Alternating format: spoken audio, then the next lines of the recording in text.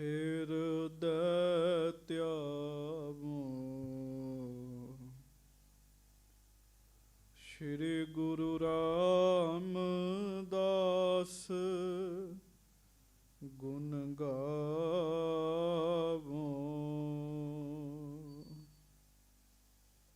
ਸ਼੍ਰੀ ਅਰਜਨ ਬਿਘਨਨ ਕੇ ਨਾਸਕ ਬਿਘਨਨ ਕੇ ਨਾਸਕ। ਸ਼੍ਰੀ ਹਰਗੋਬਿੰਦ ਸ਼ੁਭ ਸੁਮਤ ਪ੍ਰਕਾਸ਼ਕ। ਸ੍ਰੀ ਹਰਿ ਰਾਏ ਨਮੋ ਕਰ ਜੋਰੀ ਨਮੋ ਕਰ ਜੋਰੀ।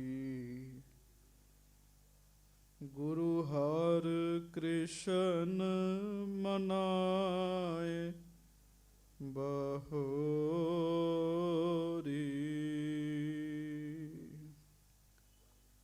ਗੁਰੂ ਤੇਗ ਬਹਾਦੁਰ ਪਰਮ ਕਿਰਪਾਲਾ ਪਰਮ ਕਿਰਪਾਲਾ।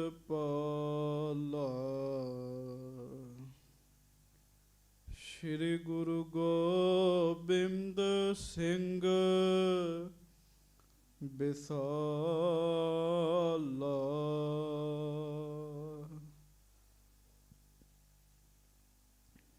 ਧਰੋਂ ਧਰਾ ਪਰ ਪੁੰਨ ਪੁੰਨ ਸੀਸਾ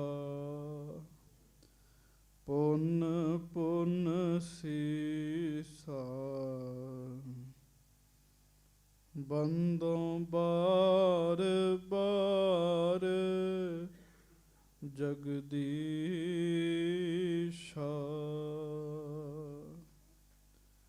ਜਿਸ ਮਹਿ ਅੰਮ੍ਰਿਤ ਗਿਆਨ ਹੈ ਮਾਣਕ ਭਗਤ ਬੈਰਾਗ। ਸ਼੍ਰੀ ਗੁਰੂ ਗ੍ਰੰਥ ਸਾਹਿਬ ਉਦਦ ਬੰਦੋ ਕਰ ਅਨੁਰਾਗ। ਏਕ ਓਂਕਾਰ ਸਤਿਗੁਰੂ ਤਿਹ ਪ੍ਰਸਾਦ ਸਚ ਹੋਏ। ਵਾਹਿਗੁਰੂ ਜੀ ਕੀ ਫਤਿਹ। ਬਿਘਨ ਬਿਨਾਸ਼ਨ ਸੋਏ। ਸਤਨਾਮ ਸ੍ਰੀ ਵਾਹਿਗੁਰੂ ਸਾਹਿਬ ਜੀ। ਦੋਹਰਾ। ਸੁਨੋ ਕਥਾ ਸਰ ਬਨਨ ਕੀ ਸ਼੍ਰੀ ਅਰਜਨ ਉਪਕਾਰ। ਕਾਰ ਕਰਾਵਤ ਤੀਰਥਿਤ ਸ਼੍ਰੀ ਮੁਖ ਬਾਕ ਉਚਾਰ। ਸੁਨੋ ਕਥਾ ਸਰ ਬਨਨ ਕੀ ਸ਼੍ਰੀ ਅਰਜਨ ਉਪਕਾਰ।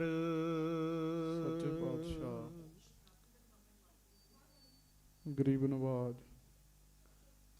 ਦੀਨ ਦੁਨੀਆ ਦੇ ਮਾਲਕ ਚਬਰ ਛਤਰ ਤਖਤ ਦੇ ਮਾਲਕ ਸਮਰੱਥ ਗੁਰੂ ਪ੍ਰਤੱਖ ਗੁਰੂ ਦੀਨ ਦਿਆਲ ਕਿਰਪਾਲ ਅੰਤਰਜਾਮੀ ਪੂਰਨ ਪਾਰ ਬ੍ਰਹਮ ਪਰਮੇਸ਼ਰ ਵਾਹਿਗੁਰੂ ਅਕਾਲ ਪੁਰਖ ਸਵਰੂਪ ਸੱਚੇ ਪਾਤਸ਼ਾਹ।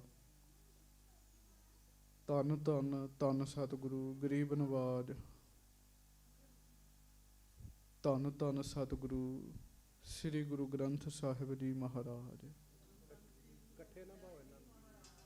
ਬੜੇ ਹੀ ਪਿਆਰ ਦੇ ਨਾਲ ਗੱਜ ਕੇ ਕਹੋ ਜੀ ਧੰਨ ਧੰਨ ਸ੍ਰੀ ਗੁਰੂ ਗ੍ਰੰਥ ਸਾਹਿਬ ਜੀ ਮਹਾਰਾਜ। ਧੰਨ ਧੰਨ ਸ੍ਰੀ ਗੁਰੂ ਗ੍ਰੰਥ ਸਾਹਿਬ ਜੀ ਮਹਾਰਾਜ। ਸਤਿਗੁਰੂ ਜੀ ਦੀ ਪਵਿੱਤਰ ਪਾਵਨ ਹਾਜ਼ਰੀ ਵਿਖੇ ਸੁਭਾਏਮਾਨ ਸਤਿਗੁਰੂ ਜੀ ਦੀ ਪਿਆਰੀ ਸਾਜੀ ਨਵਾਜੀ ਸੰਗਤ ਜੀ।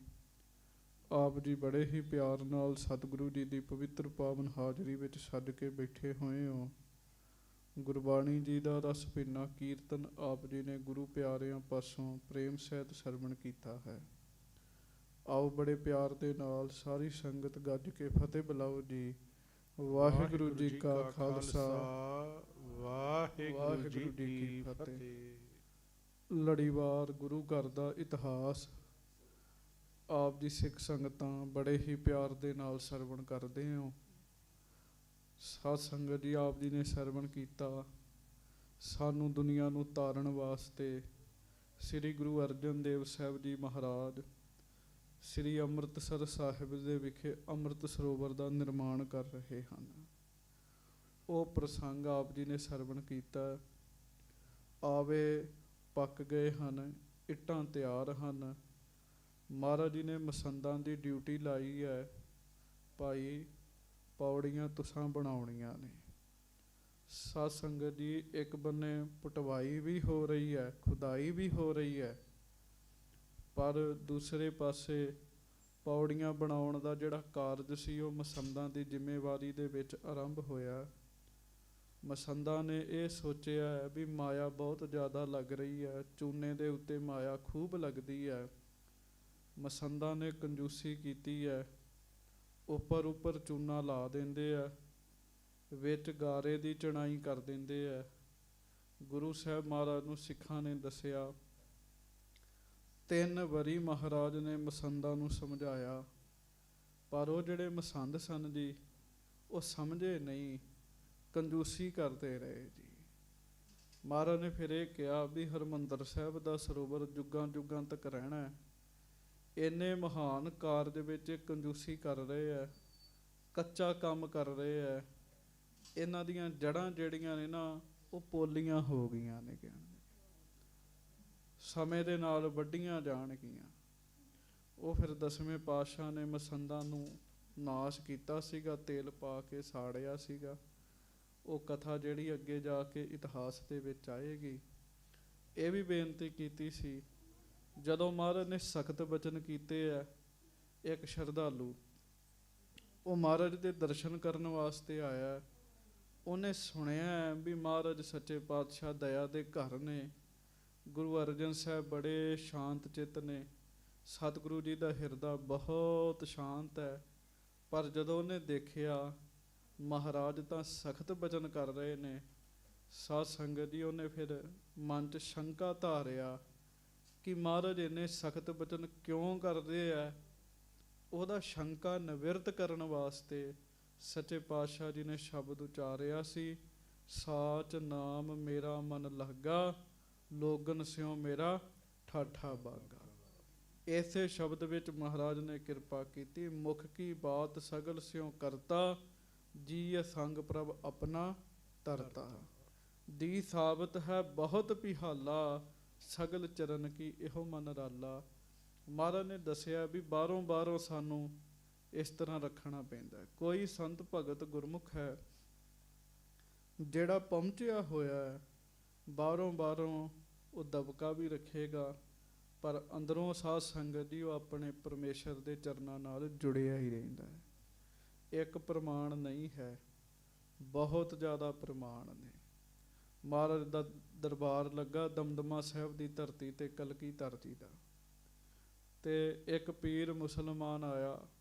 ਉਹਨੇ ਸੁਣਿਆ ਵੀ ਮਹਾਰਾਜ ਬੜੇ ਵੱਡੇ ਗੁਰੂ ਨੇ, ਉਹ ਉਮਰ ਵਿੱਚ ਵੱਡਾ ਸੀਗਾ, ਤੇ ਮਨ 'ਚ ਵਿਚਾਰ ਕਰਦਾ ਹੈ ਕਿ ਉਮਰ ਤੇ ਛੋਟੀ ਹੈ ਮਹਾਰਾਜ ਦੀ, ਪਰ ਚਲੋ ਜਾ ਆਉਂਦੇ। ਜਦੋਂ ਉਹ ਆਇਆ ਨਾ ਮਹਾਰਾਜ ਜੀ ਦੀ ਹਾਜ਼ਰੀ 'ਚ ਕਲਗੀ ਧਰਤੀ ਦੀ, ਉਹਨੇ ਕੀ ਵੇਖਿਆ, ਬੜਾ ਵੱਡਾ ਦਰਬਾਰ ਲੱਗਾ ਹੈ, 10ਵੇਂ ਪਾਤਸ਼ਾਹ ਮਹਾਰਾਜ ਬੈਠੇ ਹੈ, ਤੇ ਬੜਾ ਸ਼ਾਹੀ ਦਰਬਾਰ ਹੈ। ਪੀਰ ਨੇ ਮਨ 'ਚ ਫੁਰਨਾ ਬਣਾ ਲਿਆ, ਇੰਨਾ ਸ਼ਾਹੀ ਦਰਬਾਰ ਜਿਨ੍ਹਾਂ ਦਾ ਹੈਗਾ, ਉਹ ਰੱਬ ਦਾ ਨਾਮ ਕਿੱਥੋਂ ਜਪਦੇ ਹੋਣਗੇ। ਇਹਨਾਂ ਕੋਲ ਤੇ ਨਾਮ ਜਪਣ ਦਾ ਸਮਾਂ ਹੀ ਨਹੀਂ ਹੋਣਾ ਜੀ।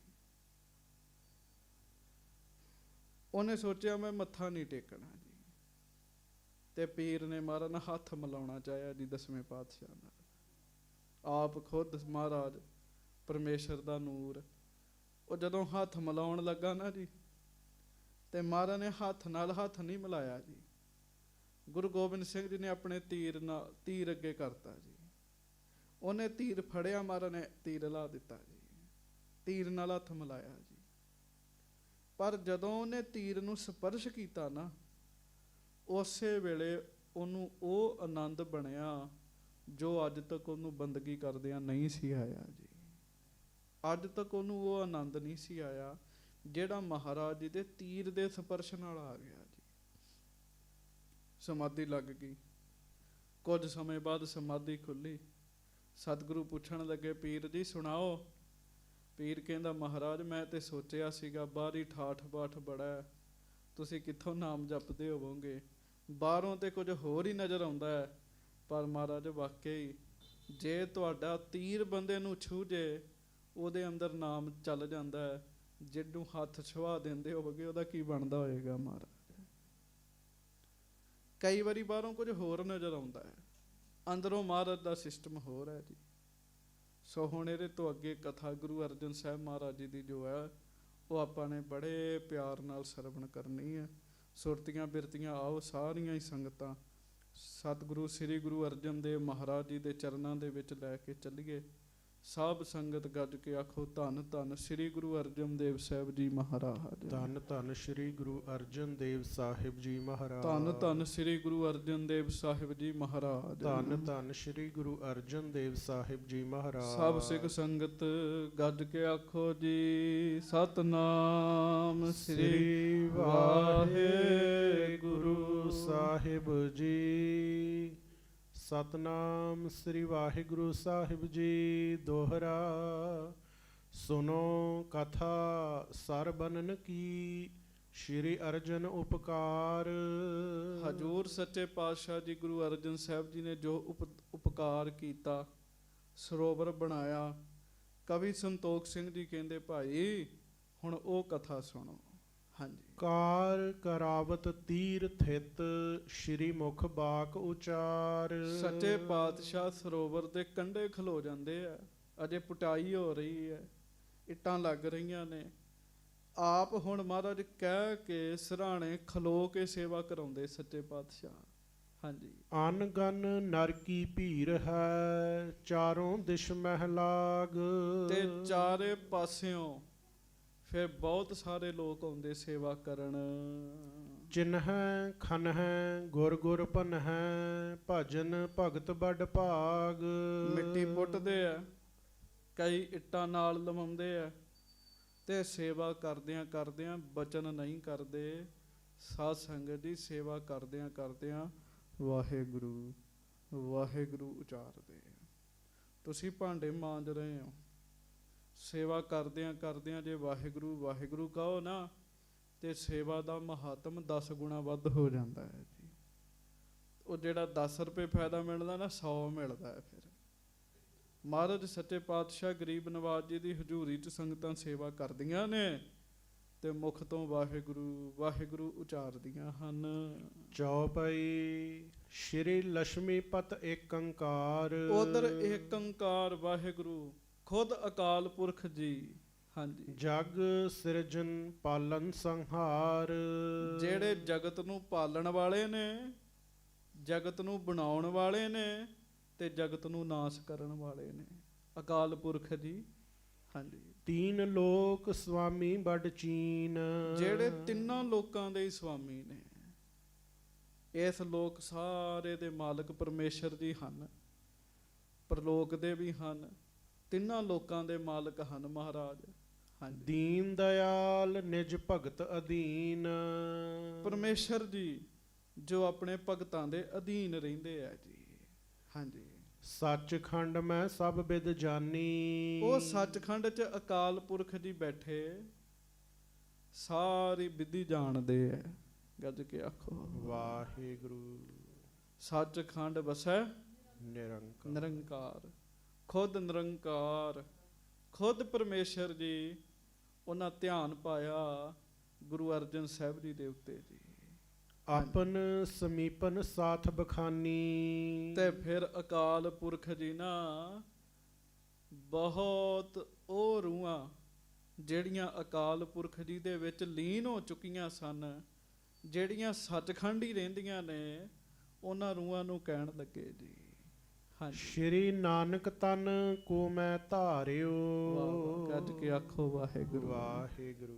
ਅਕਾਲ ਪੁਰਖ ਜੀ ਕਹਿੰਦੇ ਆ, ਭਾਈ ਮੈਂ ਗੁਰੂ ਨਾਨਕ ਸਾਹਿਬ ਨਾਮ ਦਾ ਸਰੀਰ ਧਾਰਨ ਕੀਤਾ ਸੀ, ਕਹਿਣ ਲੱਗੇ। ਹਾਂਜੀ। ਨਰਕ ਪਰਨ ਤੇ ਨਰਨ ਉਬਾਰਿਓ।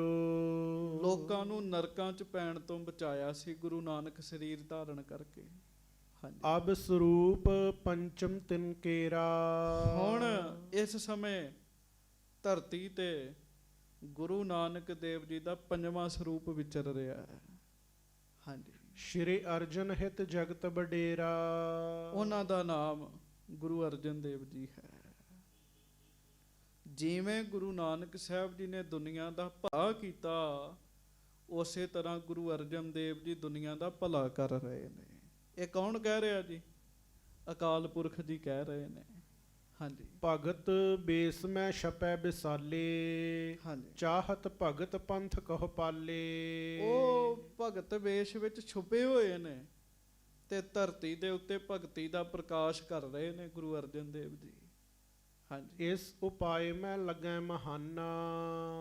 ਥਿਰੈ ਸਦੀਵ ਨਰਨ ਕਲਿਆਣਾ। ਅਕਾਲ ਪੁਰਖ ਜੀ ਬਚਨ ਕਰ ਰਹੇ ਨੇ, ਗੱਜ ਕੇ ਆਖੋ ਵਾਹਿਗੁਰੂ।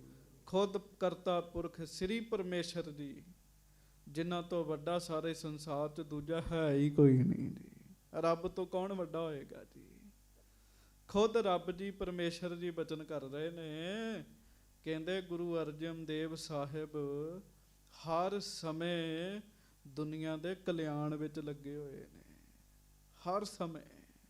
ਹਾਂਜੀ। ਸੁਧਾ ਸਰੋਵਰ ਕੋ ਸਿਰਜਾਵਤ।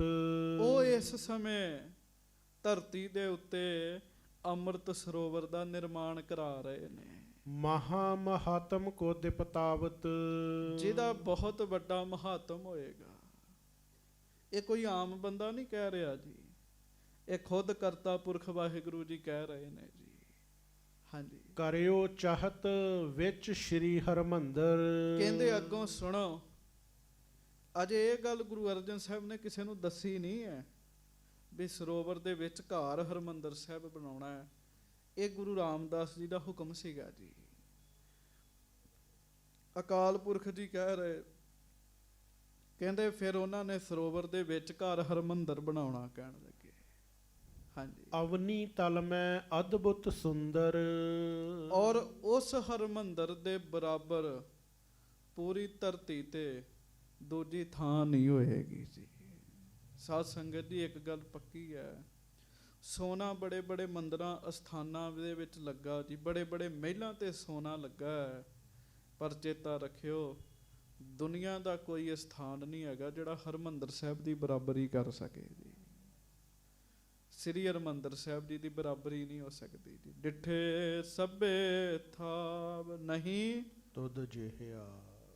ਅਕਾਲ ਪੁਰਖ ਜੀ ਕਹਿ ਰਹੇ, ਕਹਿਣ ਲੱਗੇ ਧਰਤੀ ਦੇ ਉੱਤੇ ਅਵਨੀ ਤਲ ਤੇ ਉਹਦੇ ਬਰਾਬਰ ਕੋਈ ਨਹੀਂ ਹੋਏਗਾ ਜਿਹੜਾ ਦਰ ਗੁਰੂ ਅਰਜਨ ਸਾਹਿਬ ਬਣਾ ਰਹੇ ਨੇ ਜੀ।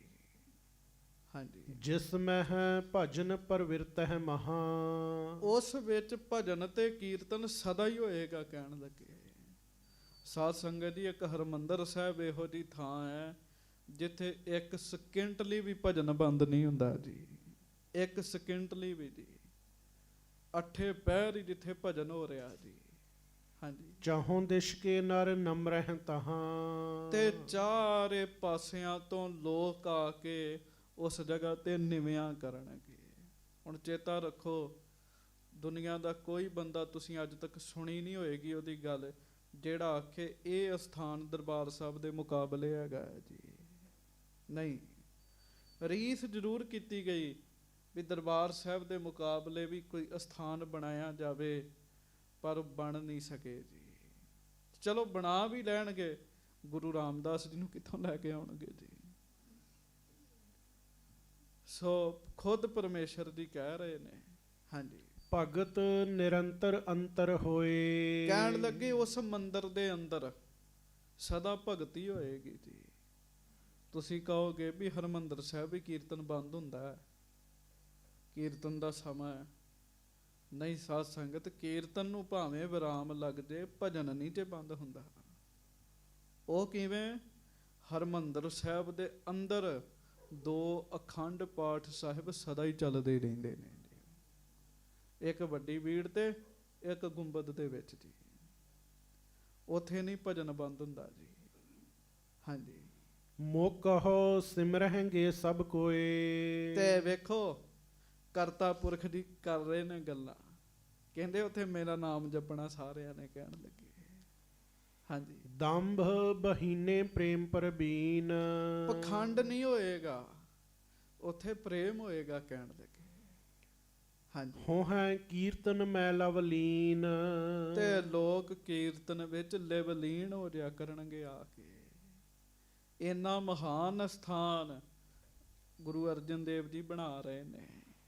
ਹਾਂਜੀ। ਮੋਕੋ ਸਦਾ ਭਗਤ ਹੈ ਪਿਆਰੀ। ਵਾਹ ਵਾਹ ਵਾਹ ਵਾਹ, ਆਖੋ ਵਾਹਿਗੁਰੂ ਵਾਹਿਗੁਰੂ। ਇਹ ਆਮ ਕਿਸੇ ਬੰਦੇ ਦੇ ਕਿਸੇ ਸਰੀਰ ਦੇ ਬਚਨ ਨਹੀਂ ਸੁਣ ਰਹੇ। ਕਰਤਾ ਪੁਰਖ ਜੀ ਕਹਿ ਰਹੇ ਨੇ, ਕਹਿੰਦੇ ਮੈਨੂੰ ਤੇ ਸਦਾ ਭਗਤੀ ਚੰਗੀ ਲੱਗਦੀ ਹੈ, ਭਗਤੀ ਚੰਗੀ ਲੱਗਦੀ ਹੈ। ਹਾਂਜੀ। ਰਾਹੋਂ ਬਨਿਓ ਜਨ ਕੇ ਅਨੁਸਾਰੀ। ਇਸੇ ਕਰਕੇ ਤੇ ਪਰਮੇਸ਼ਰ ਜੀ ਕਹਿੰਦੇ ਮੈਂ ਆਪਣੇ ਸੇਵਕਾਂ ਦੇ ਅਧੀਨ ਰਹਿਣਾ ਹਾਂ ਜੀ। ਕਿਉਂ? ਪਰਮੇਸ਼ਰ ਦੇ ਭਗਤ ਪਰਮੇਸ਼ਰ ਦੀ ਕਰਦੇ ਭਗਤੀ ਜੀ। ਹਾਂਜੀ। ਭਗਤ ਭੇਖ ਧਰ ਬਿਦਤਿਓ ਜੈਸੇ।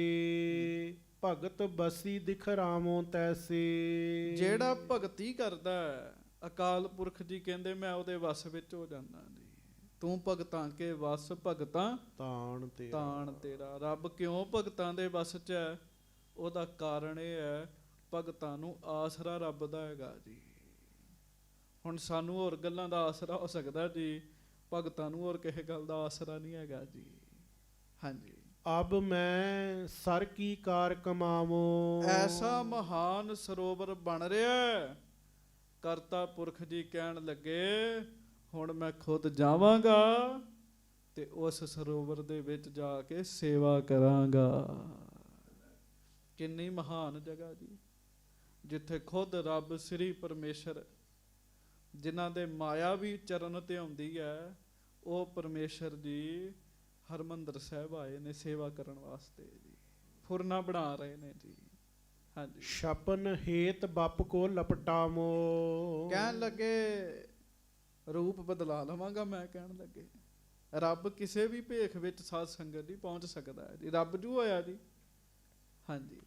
ਇਮ ਕਹਿ ਕਰ ਮਧੂਸੂਦਨ ਮਾਧੋ। ਇਹ ਕਹਿ ਕੇ ਖੁਦ ਕਰਤਾ ਪੁਰਖ ਜੀ ਪਰਮੇਸ਼ਰ ਜੀ ਵਾਹਿਗੁਰੂ ਜੀ। ਹਾਂਜੀ। ਬਨ ਮਜੂਰ ਤਨ ਕਟਪਟ ਬਾਧੋ। ਮਜ਼ਦੂਰ ਦਾ ਰੂਪ ਬਣਾਇਆ ਜੀ ਪਰਮੇਸ਼ਰ ਨੇ। ਫਿਰ ਗੱਜ ਕੇ ਆਖੋ ਵਾਹਿਗੁਰੂ। ਮਜ਼ਦੂਰ ਦਾ ਰੂਪ ਬਣਾਇਆ ਸ੍ਰੀ ਪਰਮੇਸ਼ਰ ਜੀ ਨੇ ਜੀ। ਹਾਂਜੀ। ਲੱਕ ਨੂੰ ਪਰਨਾ ਬੰਨ ਲਿਆ ਜੀ ਤੇ ਸਿਰ ਤੇ ਪਰਨਾ ਬੰਨ ਲਿਆ ਜੀ ਇੱਕ। ਹਾਂਜੀ। ਬਾਕੀ ਪਿੰਡਾ ਹੋਵੇਂ ਹੀ ਜੀ। ਤੇ ਪਰਮੇਸ਼ਰ ਜੀ ਆਪ ਹੁਣ ਸਰੀਰ ਧਾਰਨ ਕਰਕੇ ਆ ਰਹੇ ਜੀ। ਪਰਮੇਸ਼ਰ ਕੋਈ ਵੀ ਰੂਪ ਬਣਾ ਸਕਦਾ ਹੈ ਜੀ, ਕੋਈ ਵੀ ਜੀ।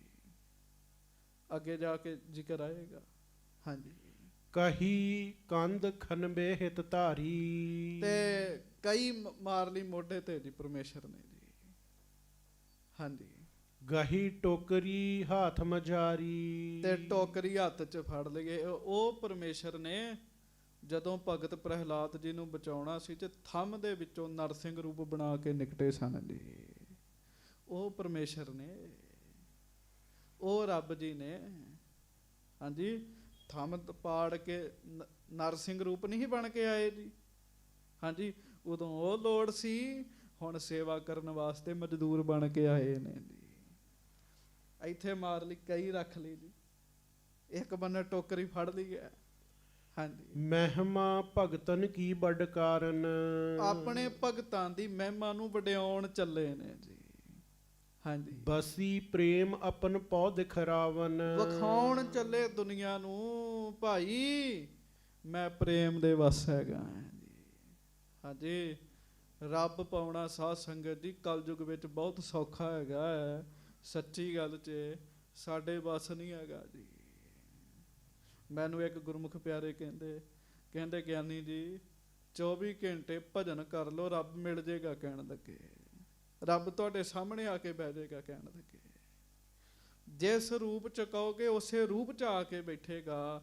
24 ਘੰਟੇ ਇੱਕ ਰਸ ਲਗਾਤਾਰ ਬੈਠ ਕੇ ਭਜਨ ਕਰੋ ਕਹਿਣ ਲੱਗੇ। ਕਲਯੁਗ ਹੈ, ਬਹੁਤਾ ਕਰਨ ਦੀ ਲੋੜ ਨਹੀਂ ਹੈਗੀ।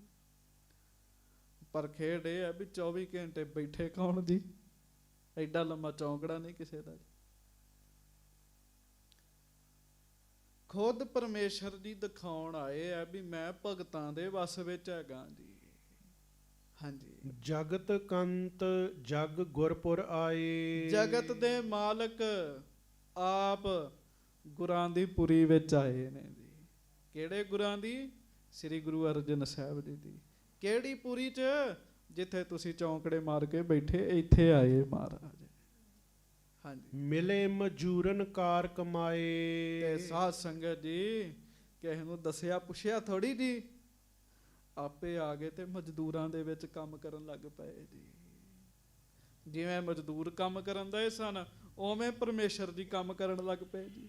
ਬ੍ਰਹਮਾਦਿਕ ਸ਼ਿਵ ਕੋ ਸੁਧ ਹੋਈ। ਕਹਿੰਦੇ ਵੱਡੇ ਵੱਡੇ ਦੇਵਤੇ ਬ੍ਰਹਮਾ ਜੀ, ਸ਼ਿਵ ਜੀ, ਜਦੋਂ ਉਹਨਾਂ ਨੂੰ ਪਤਾ ਲੱਗਾ, ਕੌਤਕ ਪਿਖਨ ਦੇਵ ਸਭ ਕੋਈ। ਸਭ ਦੇਵਤੇ ਇਸ ਕੌਤਕ ਨੂੰ ਵੇਖਣ ਵਾਸਤੇ ਉੱਥੇ ਪਹੁੰਚ ਗਏ ਜੀ। ਅੱਛਾ, ਪਰਮੇਸ਼ਰ ਜੀ ਖੁਦ ਆ ਗਏ ਆ, ਮਜ਼ਦੂਰ ਬਣ ਕੇ ਆ ਗਏ ਆ। ਹਾਂਜੀ, ਜੈ ਜੈ ਭਨਤ ਗਗਨ ਮੈਂ ਆਏ। ਕਹਿੰਦੇ ਫਿਰ ਆਕਾਸ਼ ਵਿੱਚ ਦੇਵਤੇ ਆਏ ਤੇ ਪਰਮੇਸ਼ਰ ਦੀ ਜੈ ਜੈਕਾਰ ਕਰਨ ਲੱਗ ਪਏ। ਚੇਤਾ ਰੱਖੋ, ਉਸ ਭਗਤ ਨੂੰ ਬਚਾਉਣ ਵਾਸਤੇ ਪਰਮੇਸ਼ਰ ਜੀ ਨਰਸਿੰਘ ਬਣ ਕੇ ਆਏ ਸਨ ਜੀ। ਹਾਂਜੀ, ਸਰੀਰ ਬੰਦੇ ਦਾ, ਮੁਖ ਸ਼ੇਰ ਦਾ ਜੀ। ਇਹ ਪਰਮੇਸ਼ਰ ਜੀ ਸਨ ਜੀ। ਕਿੰਨੇ ਕਿੰਨੇ ਰੂਪ ਪਰਮੇਸ਼ਰ ਜੀ ਨੇ ਧਾਰਨ ਕੀਤੇ ਜੀ। ਹਾਂਜੀ, ਅਦਭੁਤ ਗਤ ਦੇਖਨ ਸੁਰ ਛਾਏ। ਕਹਿਣ ਲੱਗੇ ਸਾਰੇ ਦੇਵਤੇ ਆਏ। ਦੇਵਰੂਆਂ ਨੂੰ ਪਤਾ ਲੱਗ ਜਾਂਦਾ ਹੈ, ਉਹ ਵੇਖਣ ਆਏ।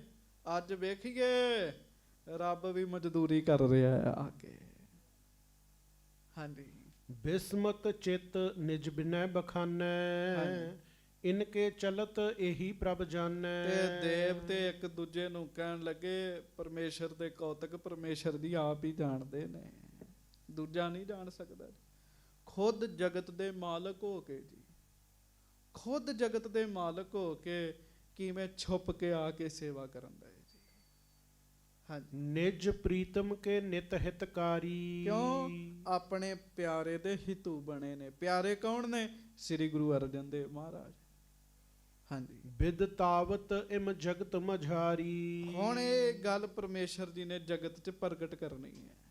ਹਾਂਜੀ, ਭਗਤ ਸਰੂਪ ਏਕ ਭਵ ਧਾਰਾ। ਵੇਖੋ ਕਮਾਲ ਦੀ ਗੱਲ, ਇੱਕ ਪਰਮੇਸ਼ਰ ਨੇ ਭਗਤ ਦਾ ਰੂਪ ਧਾਰਿਆ, ਗੁਰੂ ਅਰਜਨ ਸਾਹਿਬ ਜੀ ਦਾ।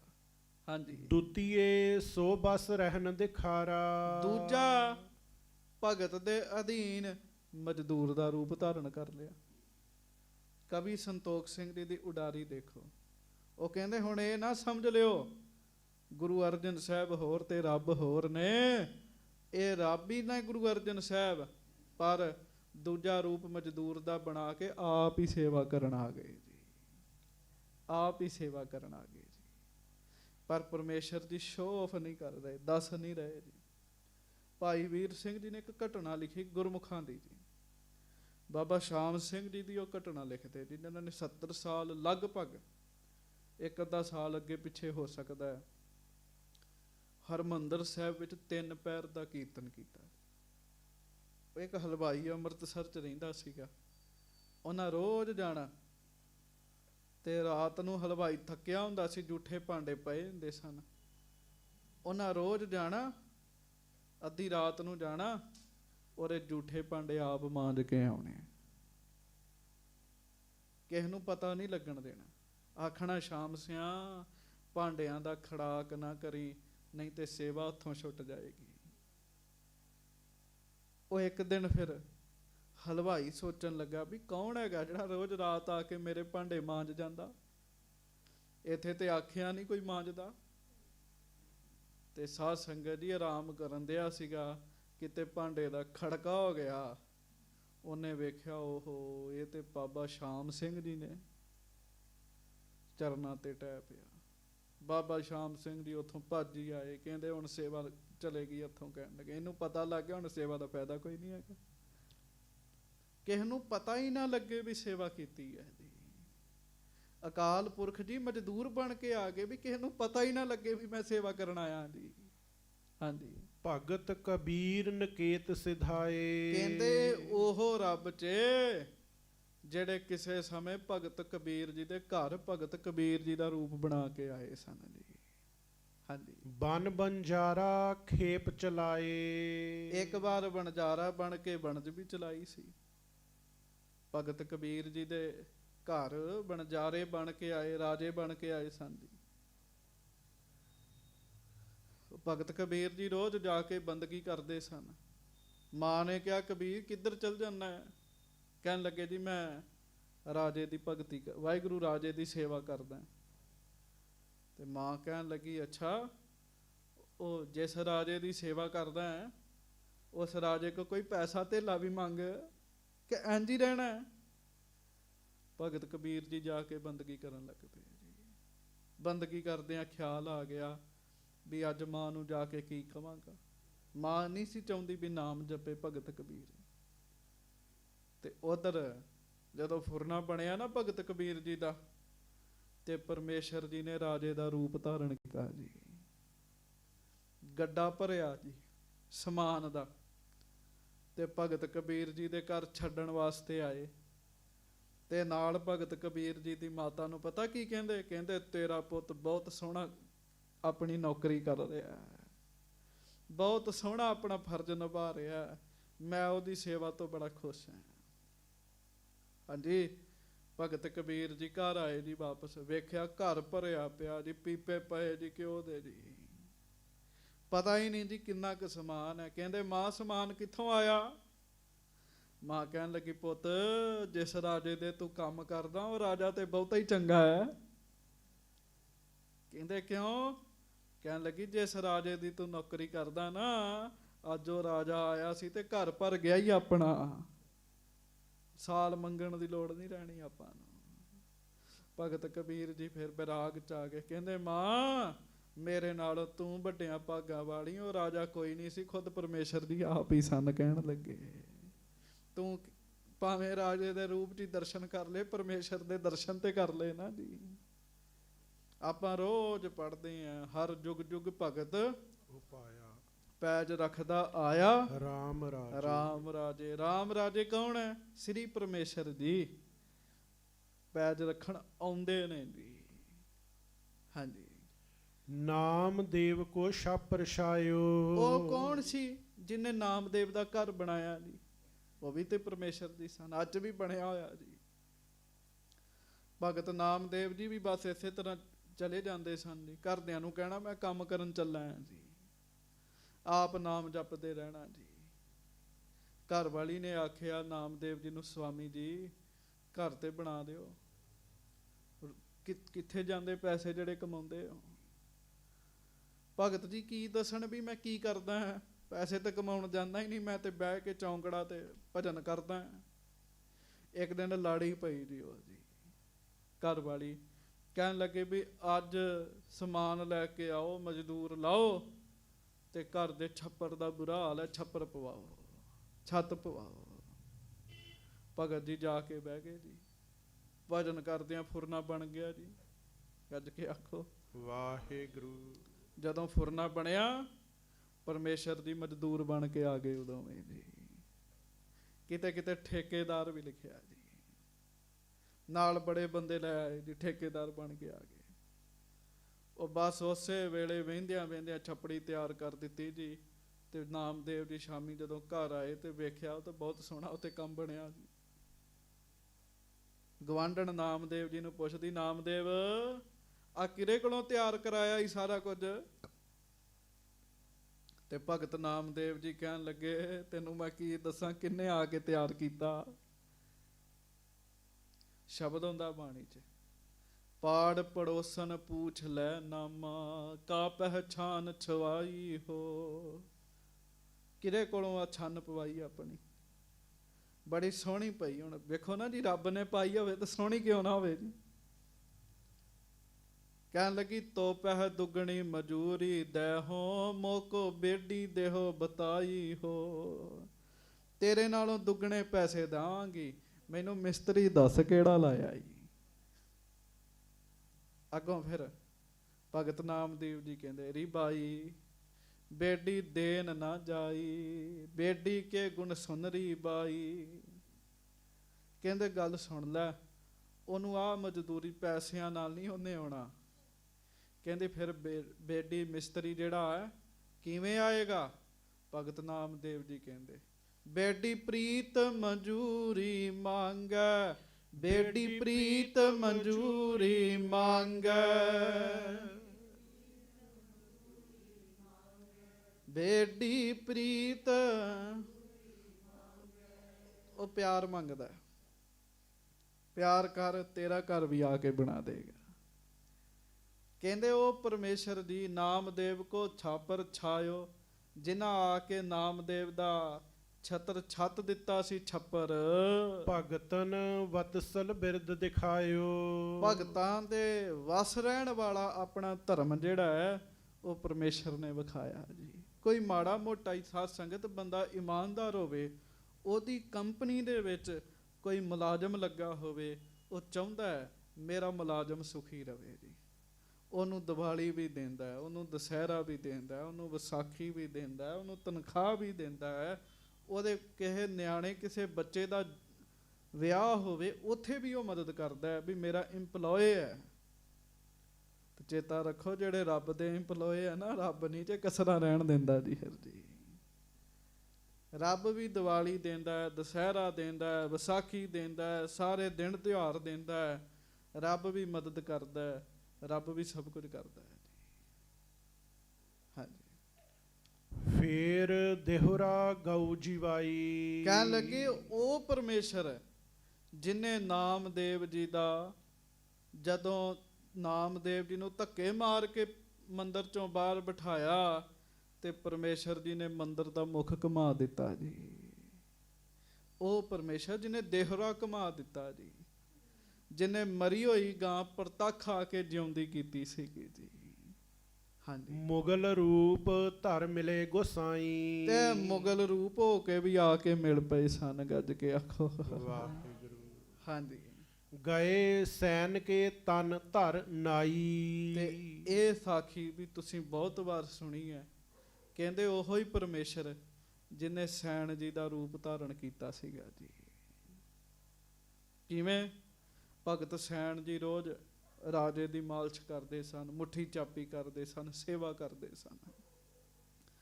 ਮਨ ਨੂੰ ਕੀਰਤਨ ਬਹੁਤ ਚੰਗਾ ਲੱਗਦਾ ਸੀ। ਇੱਕ ਦਿਨ ਆ ਗਏ ਸੰਤ, ਆ ਗਏ ਘਰ 'ਚ, ਆਏ ਸੰਤ ਪਰਹੁਣੇ, ਕੀਰਤਨ ਹੋਵਾ ਰਹਿਣ ਸਬਾਈ।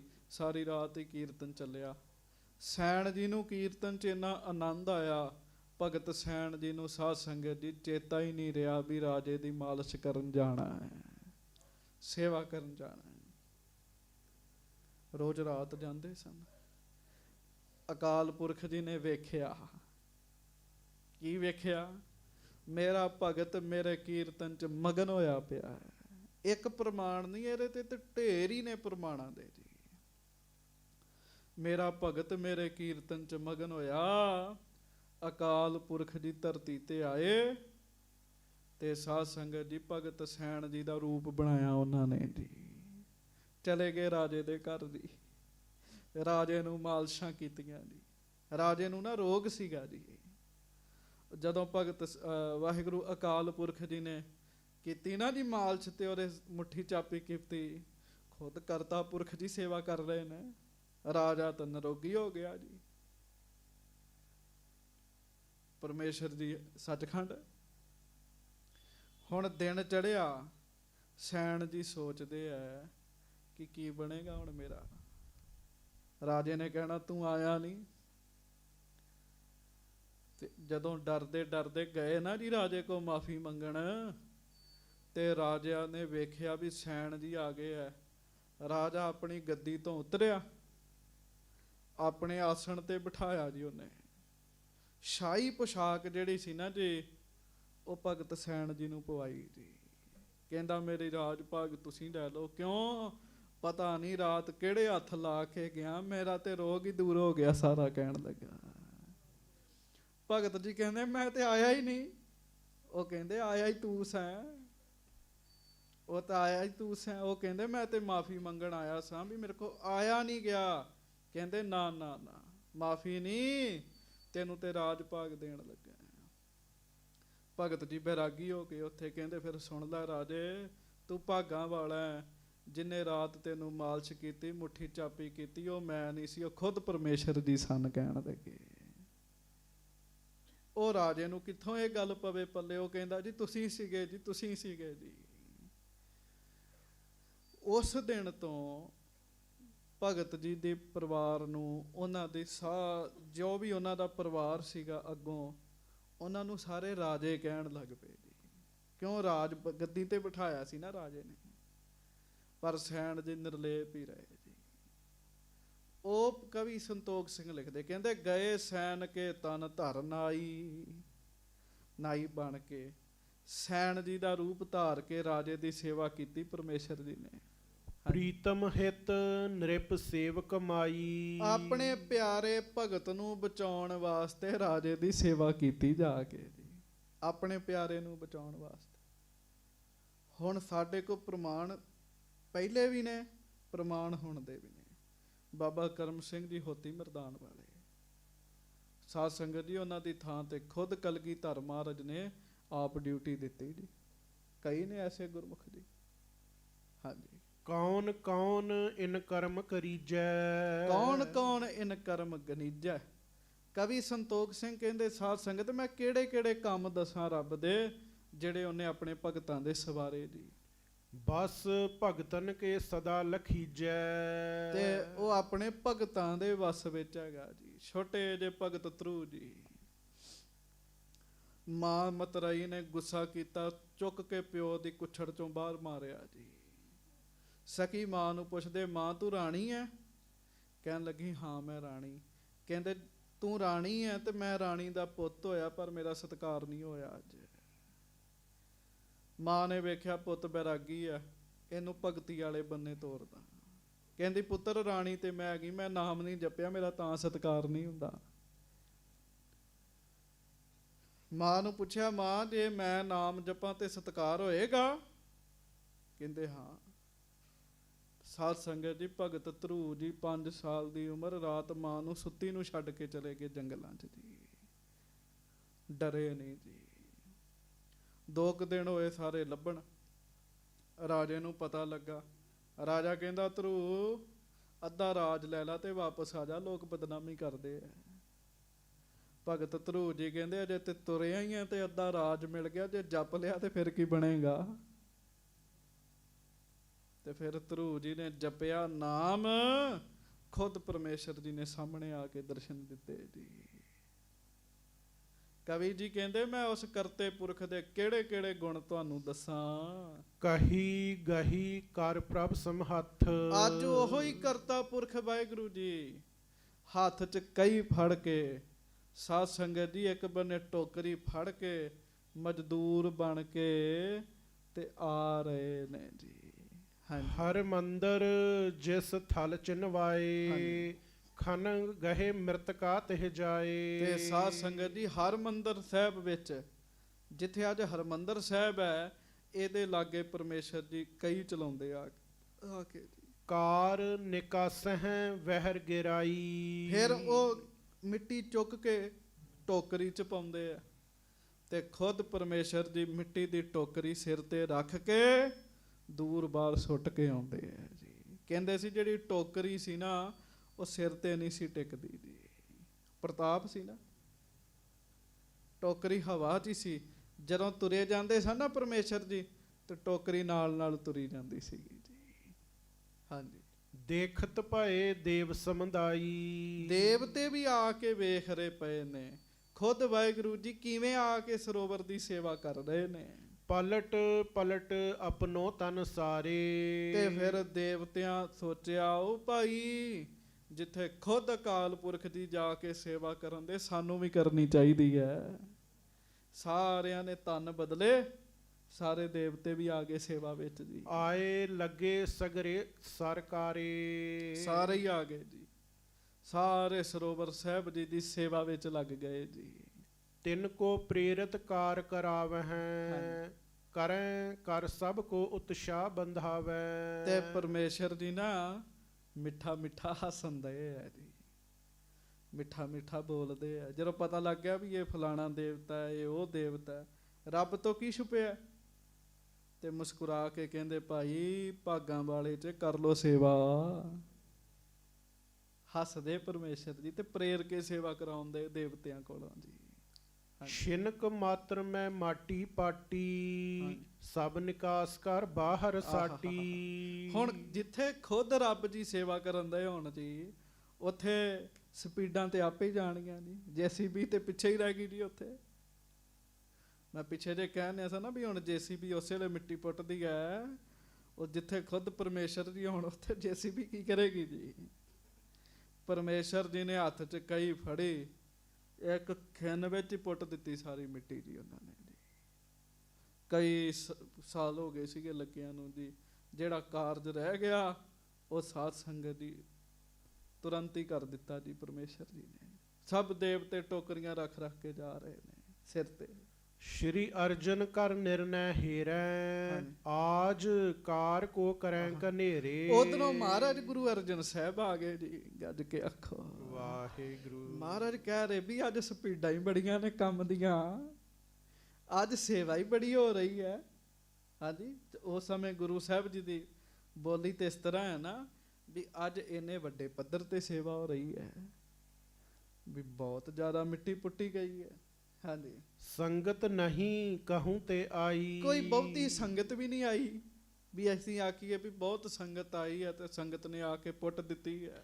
ਜਿਤ ਕਿਤ ਦੇਖਤ ਜਿਤ ਕਿਤ ਦੀਖਤ ਜਨ ਸਮੁਦਾਈ। ਬਸ ਆਮ ਸੰਗਤ ਕਿਸੇ ਪਿੰਡੋਂ ਨਹੀਂ ਆਈ, ਪਰ ਅਜੀਬ ਤਰ੍ਹਾਂ ਦੇ ਮਨੁੱਖ ਵੇਖ ਰਹੇ ਨੇ। ਉਹਨਾਂ ਦੇ ਰੂਪ ਟੰਗ ਰੰਗ ਤਾਲ ਚਾਲ ਸਭ ਹੋਰ ਹੀ ਤਰ੍ਹਾਂ ਦੇ ਹੈ। ਹਾਂਜੀ, ਬੇਸ ਅਨੂਪਮ ਅਦਭੁਤ ਕ੍ਰਾਂਤ, ਕਰਤਕਾਰ ਕੋ ਸ਼ੋਭਤ ਗਾਤ। ਬੜੀ ਸੋਹਣੀ ਸੇਵਾ ਕਰ ਰਹੇ ਨੇ। ਇਹ ਕੌਣ ਨੇ ਸਾਰੇ?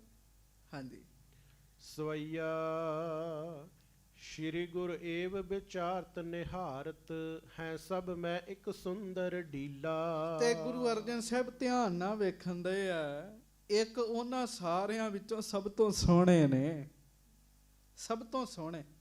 ਬੜਾ ਡੀਲ ਡੌਲ ਹੈ ਸਰੀਰ ਦਾ ਜੀ।